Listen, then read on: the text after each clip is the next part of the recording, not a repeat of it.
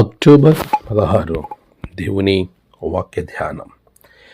మేము రక్షణ నొందినట్లు నీ ముఖ కాంతి ప్రకాశింపచేయము. కీర్తనలు 87వ వచనం. మన ప్రభువైన యేసుక్రీస్తు నామంలో మీ అందరికీ ఈ ఉదయము శుభములు తెలియచేస్తూ ఉన్నాను. ప్రియమైన విశ్వాసులారా, ప్రభు మహాకృపలో మనము మరొక నూతన దినాన్ని చూచే ధన్యతలోనికి ప్రవేశించాం. దేవుని యొక్క ఆత్మ మనల్ని ఎప్పుడు కూడా బలపరుస్తూ ఉంటుంది. పిల్లరా, మనము రక్షణ నొంది ఆనందంగా ప్రభువుతో ఉండడానికి దేవుని యొక్క ఆత్మ మనలను బలోపేతం చేస్తూ ఉండగా, నేటి వాక్యము మనలను ఆలోచింపచేయాలి. రక్షణ అనేది పొందాలి అనే ఆలోచన మనం ఎప్పుడు కూడా కలిగి ఉండాలి. పొందుకున్న రక్షణ పోగొట్టుకోకుండా మన ప్రవర్తనను కాచుకోవాల్సిన బాధ్యత కూడా మనదే. చాలాసార్లు రక్షింపబడిన వారు దేవునికి దూరంగా వెళ్ళిపోతూ ఉంటారు. కొంతమంది రక్షణ పొందకుండా దూరంగానే జీవిస్తారు. నీవు ఏ జాబితాలో ఉన్నావు? రక్షణ పొందిన నీవు ప్రభుకి దూరంగా నీ పాప క్రియల వలన దేవుని యొక్క గొప్ప రక్షణ కోల్పోతున్నావేమో ఒకసారి ఆలోచన చేయి. దావీదు పాపం చేసిన తర్వాత రక్షణ ఆనందాన్ని తిరిగి కావాలి అని ఎంతగానో విలపించాడు.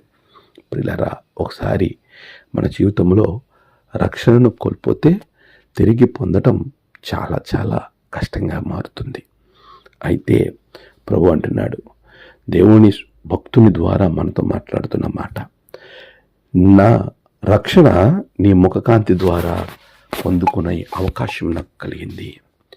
ఇదిగో దేవా, చెరలో నుండి మమ్మల్ని రక్షింపము, మేము రక్షణ నందునట్లు నీ ముఖకాంతి ప్రకాశింపచేయము. నిజమే, ఆయన ముఖకాంతి మనలో ఉన్న ప్రతి విధమైన తప్పులను, దేవునికి వ్యతిరేకమైన కార్యాలను మనకు కనబడేలా చేస్తాయి. వాటిని ఒప్పుకొని విడిచిపెట్టేలా చేస్తాయి. అహరోను ఆశీర్వాదంలో దేవుడిచ్చిన అద్భుతమైన దీవెన కదా, ముఖ కాంతిని ఆయన ప్రకాశింపచేస్తాడు అని చెప్తూ ఉన్నాడు. ఆ ముఖ కాంతి మన జీవితంలో ఎంతో గొప్పగా మారుతుంది. దేవుణ్ణి ఎప్పుడైతే చూస్తారో, ఆయన ముఖ కాంతితో ఎప్పుడైతే సంధింపబడతారో, వారిలో ఉన్న పాపములను, తప్పులను వారు గుర్తెరిగి దేవునికి దగ్గరగా వెళ్ళగలుగుతారు. ఎందుకంటే వాటిని ఒప్పుకొని విడిచిపెట్టే శక్తి ఆయన ముఖకాంతికి ఉంది. ప్రియులారా, మనం రక్షణ పొందడానికి దేవుని ముఖకాంతితో మన యొక్క సంబంధాన్ని పెంపొందించుకోవాలి.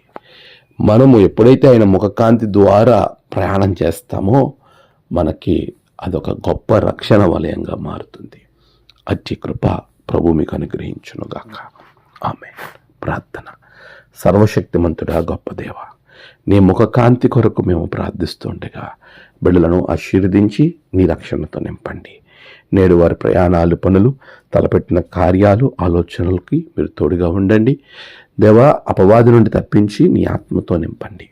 నేడు జన్మదినము, వాహదినము, ఆయా విశేష దినములు జరుపుకున్న బిడ్డలను బహుగా దీవించండి. తమ ప్రియులను కోల్పోయిన కుటుంబాలకు ఆదరణ, నెమ్మది అనుగ్రహించండి. ఈ దినము ప్రభువా, నీ దీవెనలు బిడ్డల మీద ఉంచండి. రక్షణ అనుగ్రహించండి. అనారోగ్యంతో ఉన్న బిడ్డలకు ఆరోగ్యాలు దయచేయండి.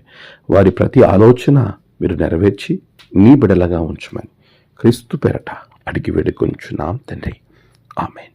తండ్రి, కుమార, పరిశుద్ధాత్మ త్రియేక దేవుని గొప్ప రక్షణ ఆనందం దేవుడు మీకు అనుగ్రహించి కాపాడునుగాక. ఆమేన్.